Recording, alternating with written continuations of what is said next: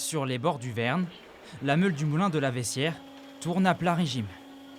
Mais les noix broyées ce matin-là ne viennent pas des vergers de l'exploitation.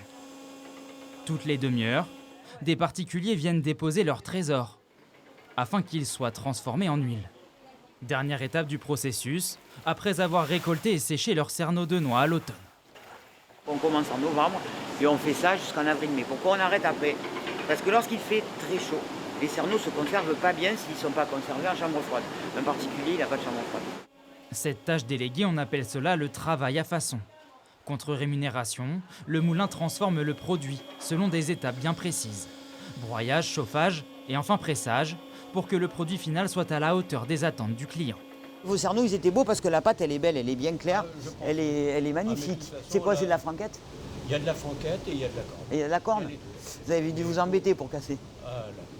Une tradition qui perdure et fait les affaires de chacun. Si on ne fait pas d'huile, il va faire quoi, le monsieur là qui a travaillé comme c'est pas possible?